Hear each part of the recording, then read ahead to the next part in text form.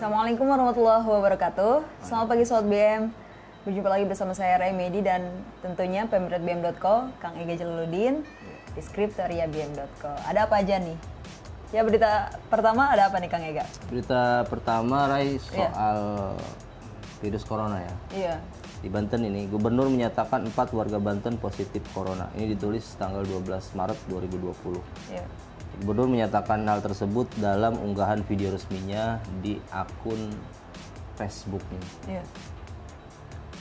Gubernur menyatakan bahwa 4 orang yang terpositif corona ini adalah warga negara orang Banten yang baru pulang dari Malaysia. Jadi mereka baru melakukan perjalanan dari Malaysia. Melihat kondisi tersebut, Wahidin menghimbau agar warga Banten menghindari tempat-tempat umum atau pertemuan-pertemuan umum. Jadi ya memang susah juga ya corona ini ya. Iya. Saat berita ini dibuat, corona sudah menginfeksi sekitar 117 orang di Indonesia dan sudah 5 orang meninggal dunia ya. 5 orang meninggal dunia. Yang mudah-mudahan tidak bertambah ya. Iya. Dan sempat ada kontroversi juga kan antara pemerintah daerah Banten dengan pemerintah pusat ya atas pengumumannya itu kan.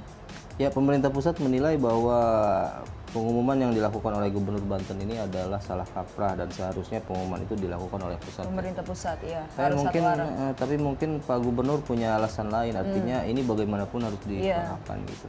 Apalagi kan kita juga berhak untuk mengetahui di mana ya, dari mana berasalnya para pengidap corona gitu, supaya kita juga lebih waspada gitu kan ya. Ya, harapan kita virus corona segera berakhir supaya kondisi politik, sosial, ekonomi kita juga baik lagi ya. Iya. Itu berita pertama berarti. Iya. Lanjut ke berita kedua, masih berhubungan dengan merebaknya corona ya. Bahwasanya warga tak hiraukan imbauan Bupati Pandeglang untuk tidak lakukan CFD atau Car Free Day ya. Oh, Car Free Day ya. Sempat diumumkan waktu sekitar malam minggu ya, pemerintah Kabupaten Pandeglang, Kabupaten Lebak, terus diikuti dengan Kota Serang juga untuk melarang adanya CFD katanya gitu ya. Jadi karena corona sedang mewabah nih ya. Iya, sedang mewabah. Perkumpulan-perkumpulan yang kapasitas masyarakat banyak dilarang ya. Ya, kalau bisa hindari untuk berkumpul gitu ya. Kalau misalkan tidak penting-penting banget gitu kan, seperti salah satunya adalah kegiatan olahraga di alun-alun. Nah, tapi tidak banyak, ratusan bahkan tidak mengindahkan larangan tersebut. Katanya mereka mengaku bahwa mereka tidak tahu gitu. Nah, emang Bupati ngumuminnya di mana? Jangan-jangan Bupati ngumumin di media sosial. Bupati pikir semua orang punya media sosial. Nah, di media sosial. Atau enggak, mungkin Bupati Irna menilai bahwa semua orang follower dia kali. Iya ya. Disangkanya ya nge-follow pemerintah Kabupaten Pandeglang ya. Padahal yang follow Bupati kan ya, benar-benar. Yang follow Bupati paling kepala dinas. Kayak gitu ya. Mahasiswa atau siswi sekolah. Iya, mana bisa follow dia. Katanya gitu. Jadi salah satu warga juga ya diwawancara katanya, saya rutin katanya. Jadi setiap minggunya ke sini dan saya juga tidak tahu bahwa ada larangan tersebut, katanya mengakunya begitu dan tidak mengikuti. Saat ditelepon juga Ibu Irna katanya mengaku, katanya kalau masyarakat belum tahu mungkin mereka kurang mengikuti informasi dari pemerintah. Iya, harusnya pemerintah dong yang sosialisasi. Iya ya. Dan itu katanya juga beliau akan mengantisipasi merebaknya corona ini dengan sebelum ke ranah provinsi, ke ranah Pemkab dulu gitu. Ya harusnya kan pemerintah juga lebih proaktif dong. Kan ada gugus tugas tuh. Iya. Ada kecamatan, ada camat, ada kepala desa, ada RT, ada RW gitu. Tapi memang sih kalau misalkan diperhatikan ya Kang ya, pengumuman tentang kayak merebaknya corona dari mulai pelarangan ini kesannya kan memang sangat mendadak ya. Iya. Jadi nggak semuanya masyarakat juga tahu, apalagi kan nggak semuanya juga megang media sosial ya. Ya untung ada tim jurnalis ya. Iya benar. Sehingga bisa membuat berita tersebut spread out gitu, tersebar di beberapa wilayah gitu atau di beberapa media. Ya, semoga informasi-informasi penting seperti ini lebih diketahui lebih banyak ya. Harusnya kita juga bisa konfirmasi tuh RT RW tahu nggak tuh, jangan-jangan nggak nyampe RT RW. supaya lebih ini ya responsif lagi ya. Ya Bu Irna, mungkin nggak semua warga Pandeglang follower jadi follower Bu Irna. Instagram gitu ya. Saya juga belum follow beliau. Follow dong. Ya nanti follow. Oke, selanjutnya berita ketiga Kang, ada apa nih? Ya, berita ketiga soal kriminal pelaku begal di Kota Serang ditangkap. Tahu nggak begal apa? Oh, kayaknya sangat merisihkan ya. Soalnya begal apapun pasti merisihkan, tapi ini jauh lebih merisihkan Ya, kayaknya. ini begal payudara. Mungkin terminologi baru ya Iya. di dalam sebuah kejahatan. Jadi begal payudara istilahnya. Begal payudara ini ya kelompok atau seseorang yang melecehkan orang atau mencabuli orang dengan cara meraba payudara perempuan kemudian lari gitu. Jadi seorang bocah SMP, SMP-nya SMP unggulan. Unggulan itu kan biasanya angka 5 ke bawah. Tebak aja SMP berapa tuh. Di Kota Serang berinisial IS tertangkap oleh warga seusai menjalankan aksinya di Kelurahan Rangong, Tak-Takan, Kota Serang. Diduga IS merupakan bagian dari komplotan begal payudara dalam tanda petik yang sempat meresahkan warga Kota Serang. Tapi ketika kemudian ditanya oleh warga dan polisi, si pelaku ini menyatakan bahwa dia sering beraksi dengan teman-temannya, jadi dia bergerombol gitu. Korban sebut saja Bunga menjelaskan bahwa pada saat itu dirinya bersama temannya mengendarai sepeda motor selesai kerja, kemudian kondisi lalu lintas padat, kemudian dia dipepet dan kemudian dipegang payudaranya gitu. Kemudian terjadilah kejar-kejaran dan kemudian ditangkap oleh warga gitu. Ya ini meresahkan juga Sobat BM, bagaimanapun ya kalau kita punya saudara, teman atau anak atau adik kemudian tiba-tiba dipegang payudaranya, itu pelecehan seksual. Dalam kasus ini polisi sudah, karena dia remaja tapinya ya, remaja jadi nggak bisa ditahan, tetapi polisi sudah menangkap dan menginterogasinya. Kemudian juga proses hukum sudah dilakukan gitu.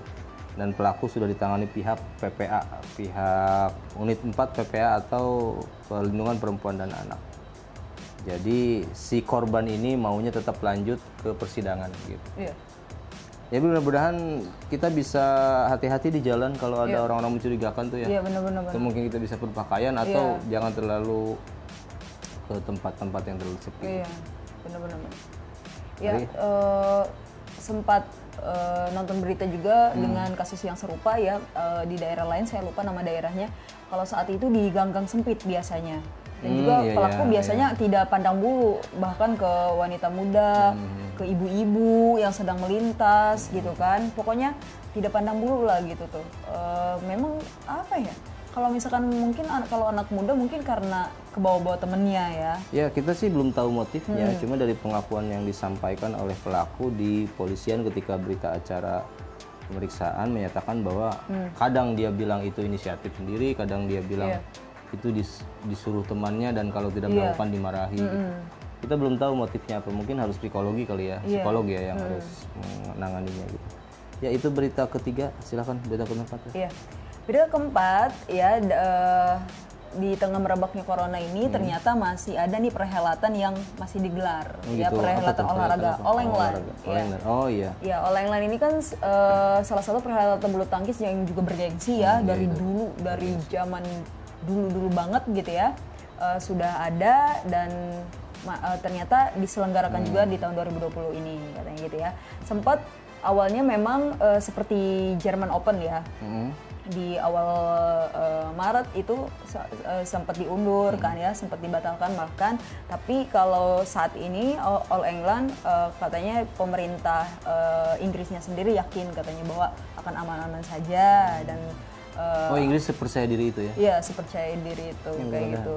Dan alhamdulillah lolos 2 wakil Indonesia di cabang ganda putra dan ganda campuran. Wah, ya. keren. Seperti biasa Marcus Fernali Gideon dan Kevin Sanjaya ya yang biasanya ya selalu menang lah gitu ya. Dan juga meraih tiket ke sana kayak gitu. Dan juga nih Marcus dan Kevin ini berhasil mengalahkan ya pasangan dari Taiwan ya. Dan juga akan lanjut untuk mengalahkan pasangan dari Jepang atau dari Rusia nanti di final ya. Kerennya orang kita ya. wakil kita Jadi di kalau All England. misalkan nih 2020 ini dia menang lagi, mereka berdua akan mencatatkan diri sebagai peraih hat-trick juara All England. Oh, Katanya jadi kayak- dia sudah 2 kali berturut-turut. Iya, 2 kali berturut-turut. Ya kita doakan semoga kontingen kita yang ikut All England jadi juara dan hat-trick ya. Iya, dan juga tetap sehat ya, tetap sehat. Tapi memang Inggris tidak separah Italia ya. Iya, Italia kan benar-benar. sudah ribuan yang meninggal. Mudah-mudahan Inggris bisa lebih aman lah. Iya, lebih aman. Lanjut berita kelima. Ya, berita kelima datang dari dunia hiburan ya. Kita sempat bahas-bahas film-film Indonesia dan sekarang film internasional Peter Rabbit ya. Oh, iya, kelinci. Ya, kelinci Iya, ya. iya. Peter Rabbit ini memang apa ya? Salah satu film animasi kayak binatang gitu tapi kayak asli hidup ya. Asli hidup. Hidup tapi bukan animasi juga sih. Jadi kayak hewan yang memang ya udah bisa Ya, hidup ngomong gitu ya. Dan bisa bisa hidup dengan biasa kayak manusia biasa. komunikasi gitu. Iya. gitu ya. Jadi sempat kan ada Peter Rabbit pertamanya di tahun 2018 itu berhasil meraih keuntungan sebesar 120 juta dolar. Peter Rabbit itu. Iya, Peter Rabbit itu. Dan makanya dilanjutin di Peter Rabbit kedua ini ya. Jadi Peter Rabbit kedua ini adalah ya film drama komedi ya. Yang memang disutradarai oleh Gluck ya, yang juga menjadi sutradara di mana Easy A 2010, Friends with Benefits, Annie dan terakhir Peter Rabbit katanya gitu ya. Oh, ternyata kalau film-film yang soal yang melatar belakangnya hewan itu, kehidupan hewan juga banyak peminatnya ya. Iya, banyak peminatnya juga. Dan selanjutnya juga ini dikisahkan kalau misalkan nih Sobat Bian belum pada tahu, jadi Peter Rabbit ini kisah tentang kelinci nakal bernama Peter. Kali ini dia bersama temennya Bea dan Thomas memutuskan untuk menikah katanya gitu. Namun Peter tetap tidak menyukai Thomas. Ia merasa Thomas masih benci kepadanya kayak gitu ya. Iya. Nanti akan di bioskop pada tanggal 2 April 2020 mendatang ya. Insya Allah kalau misalkan Corona udah agak membaik ya kita Amin, bisa nonton. mudah-mudahan. Ya meskipun beberapa peneliti menyatakan bahwa pandemi corona ini setidaknya akan berlangsung 6 bulan, Oh, tapi 6 kita bulan. harapkan itu salah ya. Iya. Mudah-mudahan Amin, sih amin, dalam amin. beberapa waktu juga. Kalau hilang. bisa sebelum Ramadan ya. Ya kalau bisa besok atau lusa ada yang bisa menemukan. Sudah mereda gitulah. Iya benar-benar. Tidak terasa ya sudah Ya, 5 tidak berita terasa. pilihan utama kita bahas. Kita jumpa lagi pekan depan dengan berita pilihan selanjutnya. Jangan lupa di like, subscribe, dan share ke teman-teman kalian. Salam berkarya dan berbagi inspirasi.